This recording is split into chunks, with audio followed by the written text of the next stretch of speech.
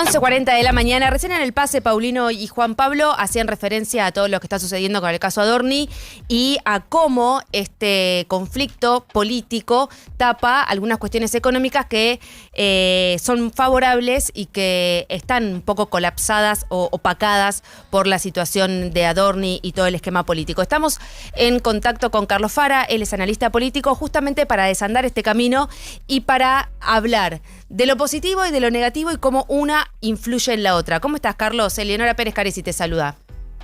¿Qué tal? ¿Cómo les va? Buen día. Bien, buen día. ¿Qué lectura haces teniendo este panorama tan complejo sobre la mesa? Las buenas noticias económicas opacadas por esto que está sucediendo a nivel político con el caso Adorni. Sí, totalmente. El punto es que acá se mezcla el caso Adorni con un telón de fondo que es una percepción negativa sobre la economía de calle, digamos, ¿no?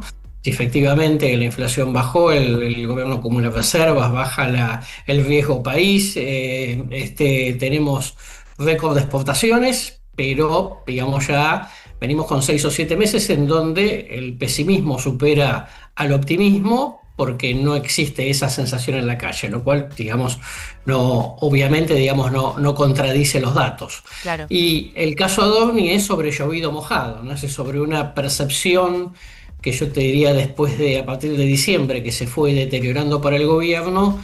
El caso Adorni terminó de profundizar la caída de imagen del presidente, y a partir de eso, ahora, digamos, con tanto que el caso Adorni, digamos, caló mal, el gobierno empieza a depender de que efectivamente estas mejoras económicas se sientan en el cotidiano y, por supuesto, eso siempre tarda. ¿Podrán sentirse en algún momento en lo cotidiano? Sí, a ver, va a necesitar, viste, lo que habitualmente conocemos como boom de consumo, ¿no? Que no tiene que ver exclusivamente con algunas pequeñas mejoras, sino que tiene que verse en la cuestión del ingreso y sobre todo, digamos, en que la gente pierda el miedo a quedarse desocupado, ¿no? Que es un poco por algunos hechos que han sucedido en los últimos meses, eso se ha incrementado. Sí. Y viste que además, cuando se produce una cierta decepción con una situación como la económica, recuperar la confianza en la opinión pública, claro, tarda más tiempo, ¿no? Por ahí va a ir mi siguiente pregunta, ¿no? De que todo lo que está pasando a nivel político y con lo de Adorni genera mucha más desconfianza en el actuar del gobierno en general. Y eso va a terminar influyendo negativamente en el nivel de consumo y en la economía en general. Sí, claro. Viste, cuando un gobierno entra en un gobierno entra en una inercia de negatividad por diversas razones y ya pasaron 30 meses, después dar vuelta a esa opinión cuesta más que hace 10 meses atrás, digamos, antes de las elecciones. Por eso el gobierno sí pudo, con el éxito electoral, más la ayuda de Trump, todo lo que pasó en octubre, pudo recuperar buena imagen en octubre, noviembre, y después lo que también sucedió es que en la medida en la cual el gobierno ganó la elección, trajo esa buena noticia, pero también era de esperar que la vara de exigencia por parte de la sociedad fuera más alta y por lo tanto también la paciencia respecto de los resultados fuera distinta. ¿Cómo estás, Carlos? Eugenia Mucio te saluda. Algo mencionaste, pero para profundizar, ¿qué variable es la que crees que puede hacer que esta imagen o en realidad la noción de esperanza, ¿no?, económica que trajo en un inicio el gobierno empiece a caer, ¿no? Más allá de esto, de repente el gobierno muestra buenos signos en términos macroeconómicos, en la micro eso no se está sintiendo, pero podés tener quizás a alguien que o sea partidista o no, pero que diga, bueno, pero está arreglando las cosas porque después este ajuste que está haciendo es un sacrificio para después estar mejor. Mencionaste el empleo, pero ¿es el empleo? ¿Son los salarios? ¿Cuál es la variable que decís, esto si empieza a crecer puede llegar a ser un problema para la imagen del gobierno? Mira, empleo y salarios van como muy de la mano, ¿m?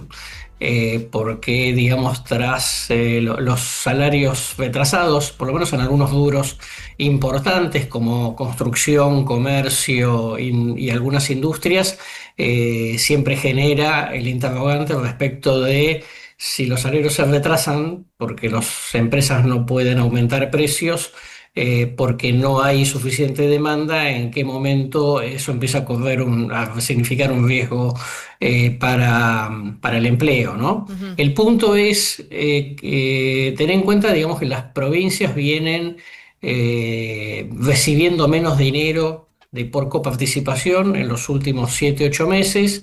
Atrás de eso vienen los municipios. Y básicamente yo te diría que el gran reactivador de economías locales en general es un poco la obra pública, y esa obra pública no está, ¿no? O sea, la obra pública pequeña de nivel local no está, y obviamente eso implica, digamos, todo un dominó sobre el comercio local y sobre lo que puede implicar, digamos, algo del gasto público, la inversión pública. Entonces, desde ese punto de vista, yo te diría que es una situación difícil. Hoy estamos en junio, a fin de mes hay que pagar aguinaldos. Muchos municipios y muchas provincias van a tener que hacer malabares en ese sentido por esta retracción de la recaudación impositiva.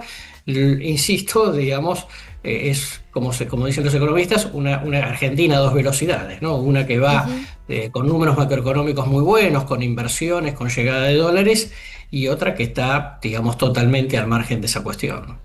¿Qué tal, Carlos? Acá Mauro Embé. Respecto de una potencial moción de censura para Adorni por parte del Congreso y una defensa a ultranza del propio jefe de gabinete por parte del presidente y su círculo más íntimo, ¿cómo es ese choque? Efectivamente, si el Congreso logra imponer una mitad más una, digamos, una mayoría absoluta para la moción de censura, ¿cómo reaccionaría el gobierno? Si lo echa antes, si no lo echa, si lo sostiene, si puede utilizarlo como diciendo la casta nos está atacando. ¿Cómo es esa situación?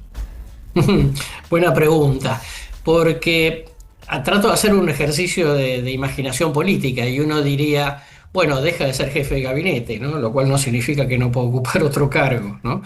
Desde ya, en la tosudez del gobierno, de decir, yo sigo creyendo que Adorni es inocente. Es muy difícil, ¿no? Porque ya es una cuestión constitucional, ¿no? Entonces ya no está tocando un tema de respeto o no respeto a una ley, ¿no? Como pasa con el tema, o pasaba con el tema universitario. Entonces, me parece que el gobierno de primera mano lo que va a tratar de hacer es frenar esa movida en el Congreso. Por eso, un poco para calmar las aguas, se estableció que el jefe de gabinete vaya el 2 de julio al Ujú. Senado a rendir su informe. Obviamente, digamos, va a ser una situación muy complicada porque el caso Adorni no terminó en la declaración jurada, se siguen conociendo noticias que pueden tener repercusión en lo judicial, y por lo tanto, a partir de eso, mi sensación es que a medida que pasan los días, la conclusión dentro de la propia cúpula del gobierno es negativa respecto a Adorni. Esto es, en algún momento se tiene que ir. Parece que toda la pregunta ahora es cuándo se va, en función de que el presidente no determine esta cuestión frente a un apriete de la oposición, los medios, etcétera, que es lo que el presidente quiere evitar para mostrar de que no le tuercen el brazo.